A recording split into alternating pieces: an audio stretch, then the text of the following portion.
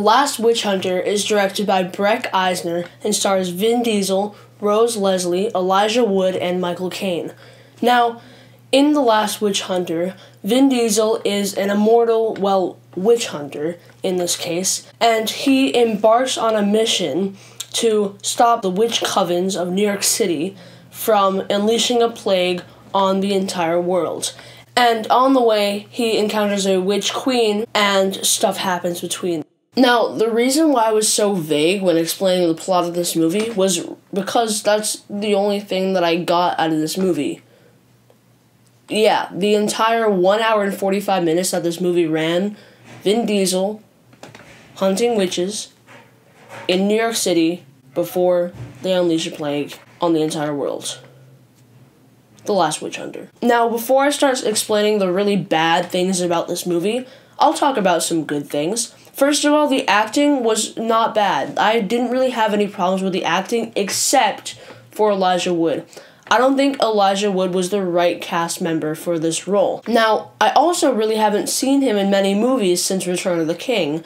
I know there's been a few, but I haven't really seen them at all, or known of them, so maybe it was just Elijah Wood trying to make some money. There was a plot twist at the end of this movie, and I won't spoil that, but I'm just gonna say that Elijah Wood's acting made the plot twist completely predictable, and I saw it coming from like the first 10 minutes of the movie. But all the other actors, Vin Diesel, Rose Leslie, Michael Caine, they were all fine. I really didn't have any problems with those people at all. Rose Leslie was actually pretty good in this movie, and I actually wasn't expecting that. Another positive thing about this movie is the Witch Queen. The Witch Queen was actually a pretty convincing villain. I liked how she made Vin Diesel, the hero, very vulnerable at times, and how Vin Diesel had to really work hard to stop the Witch Queen from taking over the entire world with a plague. Since Vin Diesel is immortal, you'd think that he has all the power in the world and that he's that type of hero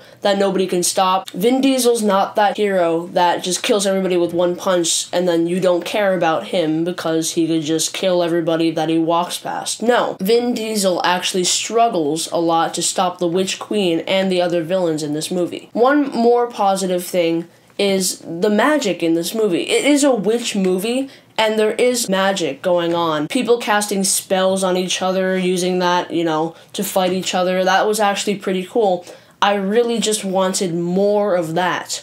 There was not enough magic. It was just a lot of swords and stuff like that. And for a witch movie, you'd expect that she'd be doing a lot of magic. I didn't really see much of that, and that kind of disappointed me. Alright, I think I'm done with the good things about this movie. Let's move on to the bad things. First of all, I just want to talk about how the plot twist in this movie completely made everything make no sense. After the plot twist happened, literally the movie just went in a giant circle. In the beginning of this movie, set like 800 years ago from when it actually takes place, Vin Diesel kills the Witch Queen, and the Witch Queen curses immortality on Vin Diesel, which is how he becomes immortal. 800 years later, she's back, so Vin Diesel has to go kill her again. And since Vin Diesel has to go kill her again, he has to go through a bunch of dream sequences, and one of these is a bunch of men coming down and stabbing the heart of the Witch Queen, which was still beating 800 years later.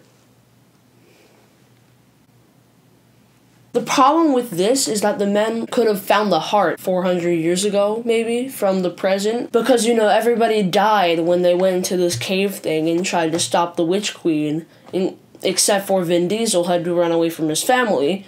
So you might think that they'd go down to search there. You might think that they'd go down to search there, to try and find the missing people. No, not until 800 years later.